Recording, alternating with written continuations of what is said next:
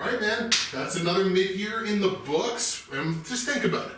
We got so many incredible movies still to come out this year. Yeah, like Terrifier 3. Well, yeah. I mean, like it's always cool when like good trilogies like that, like kind of get their third part and come to an end. Good? I think you mean great? Well, I mean, yeah, like, that's like 3 good movies, and it's like a good trilogy. I mean, it's not like we're talking about the Lord of the Rings here or something. Good, he says. Good. Like, Good, a good trilogy. Good? Good? Good. I mean, good, he says. Good. I'll show him good. I'll show you good. You just wait till my diss track. Well, wait, hang on. I mean, like, you can't rap, you can't sing, man, you can barely write. Then I'll use AI.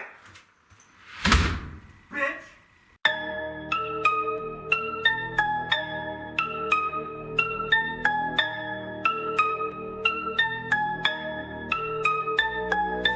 Tyler, take the stage, wrecking like a hurricane. Justin's whack, got no game, thoughts are all inane. Stole my movie takes, now I'm bringing the pain. Castle's got my back, Justin's dumb remains. Bridgewater's worst, put Justin in a hearse. Tyler solo track, spit a deadly verse. Janitor of rhyme, sweeping up the curse. Dropping bars so heavy, got you feeling terse. Tyler coming through, leaving folks deceased. Lyrical assassin, never gonna cease. Justin's in the dirt, opinions all Elise. Castle got the script, Justin's mind's release.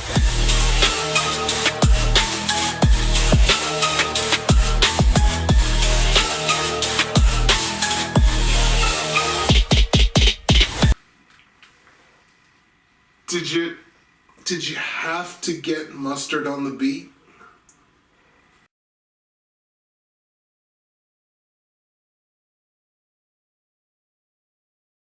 So, now that I've been thoroughly defeated in both movie opinion and battle rap form, it is my solemn duty to inform you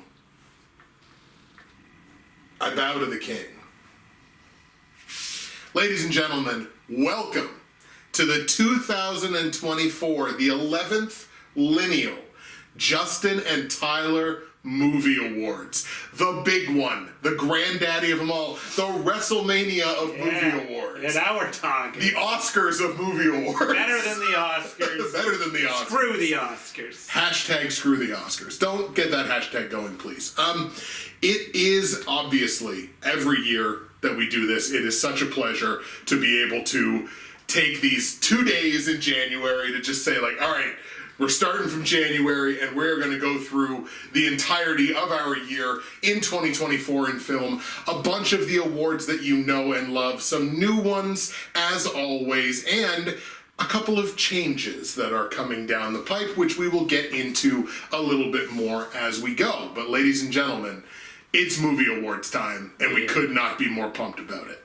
One of the big changes right off the top, which is an unfortunate one, but will lead us into something in the future, there will be no entry in the Justin and Tyler Movie Awards Hall of Fame for this year. We had some technical difficulties which caused that to not happen. So that's going to take a hiatus for this year, but that's going to come back bigger and better than ever in 2025. As I said, we're going to have some new awards that we give out like we have every year, things that will then be added to the lexicon of the mid-year movie awards, which will be upcoming in July.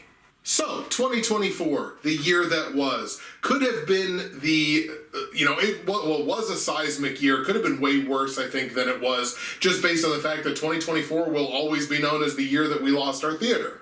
So it changes the context more, especially for me, as a very ardent, every week, couple times every week sometimes, movie theater patron, right? It completely changed the way that I had to approach my volume and how I consume movies. It was less so for you because you don't go to the theater as much as I did. You still go, but not to near the same kind of volume. I do miss it though. Yeah. Sometimes I'm sitting there and I think I should do something. But what am I gonna do? There's nothing to do. Right, anymore. exactly. That was the thing, the big, easy, obvious thing to go and do. So that obviously changes the whole context of the year in 2024 in film, but in general, I felt like 2024 was a pretty strong year. And part of that was, there were a couple of big hitters that were supposed to come out in 2023 that didn't, that got pushed to this year, one in particular, but I think there may have been a couple. So in general, I felt like this year was pretty strong, to the point that, like, if we would have done this 2 or 3 months ago, which we talked about kind of off camera, I still would have been perfectly fine going with the list that I had at that point. Like, hey, my number 30 movie at that point would have been a totally credible number 30. So that, I think, kind of speaks to the strength of the year for me. Yeah, so I split it into 2 sections. So the first one is before I do my list, and then what I predicted I might feel, and then after I do my list. So before I did my list, I thought, yeah, I think I might actually have some problems making my list, and not because it's a bad year. Like, I try not to look at my rough list through the year, because I want it to be a surprise when I sit down on January 1st and do my list. Like, oh yeah, I forgot that performance. Oh yeah, I just write down things I really liked throughout the year. Like, I pretty much write a novella every year in preparation for this. Totally. So I thought, like, but you kind of remember some of it, and I thought, it'll probably be tough for me to do. So I sat down to do my list, and I even messaged you. Dude, this was hard.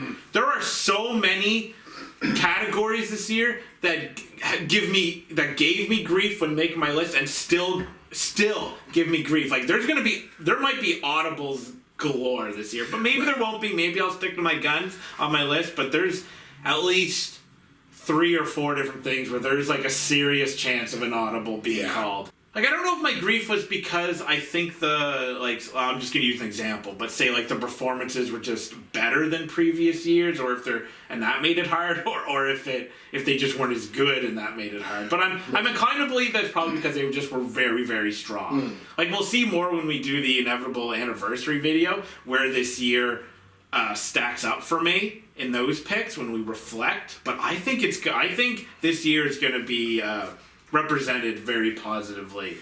I'll tell you, there was one cut that I made last night, and I'll divulge which one it is when we get. I can't wait for this one. There was one cut that I made last night. I thought I was gonna cry. It was so. I sat and I looked at this. I shit you not, for 15 minutes.